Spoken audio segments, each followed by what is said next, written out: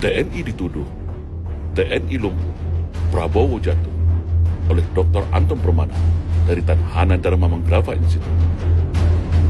Ada istilah klasik dalam dunia intelijen yang menarik untuk kita bahas kembali, yaitu kalau ingin memenggal kepala Garuda, maka kalian harus tumbangkan dulu si penjaga Garudanya. Siapa penjaga Garudanya? Jawabannya adalah TNI, Tentara Nasional Indonesia.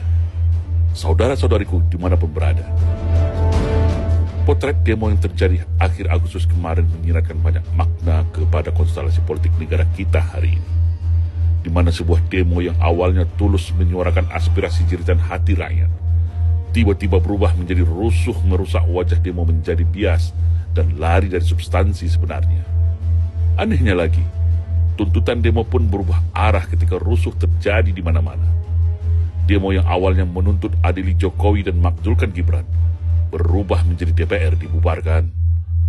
Demo yang awalnya minta reformasi Polri dan ganti Kapolri berubah menjadi tuntutan kembali ke barak pada TNI. Demo yang awalnya tulus untuk suara keadilan berubah menjadi tuntutan pesanan. Tidak hanya puas sampai di situ, tak ada angin tak ada badai, TNI tiba-tiba yang dituduh sebagai dalang rusuhnya. Dengan narasi-narasi provokatif dan data cocoklogi penuh dengan nada kebencian dan tensius kepada TNI. Tapi begitulah nasib TNI, dan resiko menjadi penjaga kedaulatan bangsa dan negara ini. Akan selalu menjadi sasaran kebencian apabila ada agenda kepentingan yang terganggu dari sebuah kelompok yang ingin menguasai negara ini, baik itu dari pihak luar maupun dari dalam negeri itu sendiri. Hanya ada dua dalam sejarah kelompok pembenci TNI di dunia ini, yaitu pertama, kelompok anak cucu PKI yang begitu dendam kesumat pada TNI, karena TNI bersama rakyat berhasil menggagalkan kudeta PKI pada tahun 1965 yang lalu.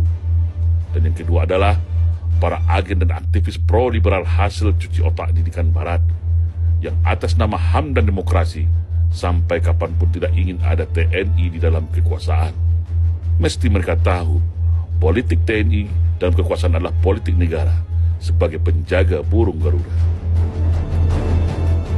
Begitu juga dengan pemerintahan Prabowo Subianto hari ini yang notabene adalah mantan prajurit terbaik TNI. Sentimen dan kebencian terhadap TNI semakin menjadi-jadi. Walaupun dalam 10 tahun pemerintahan sebelumnya, TNI boleh dikatakan dianaktirikan, bahkan sedikit dimarginalkan.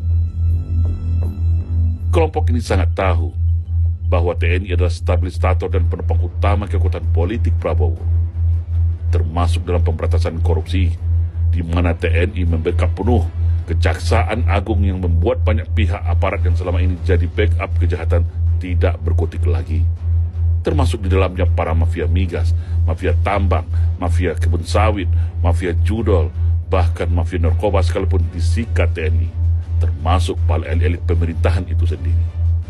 Artinya, selama masih ada TNI di samping pemerintahan Prabowo, jangan harap kelompok ini bisa berbuat banyak. Jadi cara satu-satunya untuk bisa kembali mengendalikan, bahkan kalau ingin menjatuhkan pemerintahan Prabowo secepatnya, adalah singkirkan TNI jauh-jauh dari kekuasaan, atau minimal buat TNI lumpuh atas nama tuntutan rakyat. Jadi wajar apabila TNI yang dituduh-tuduh, difitnah, dicaci maki oleh dua kelompok tadi menggunakan cover adik-adik kita dari mahasiswa. Karena targetnya sudah jelas, bagaimana mendiskreditkan TNI, menyudutkan TNI, membuat framing negatif pada TNI, hingga model TNI jatuh, lumpuh, dan kembali ditendang keluar dari pusaran kekuasaan. Tujuan utamanya agar kalau TNI sudah lumpuh tak berkutik lagi, maka dengan sangat mudah mereka menjatuhkan Prabowo kapan saja. Lalu naiklah sang putra mahkota Gibran menjadi penggantinya, sebagaimana dulu Pak Harto turun, Habibie yang naik, atau Gus Dur yang turun, Megawati yang naik menggantikannya.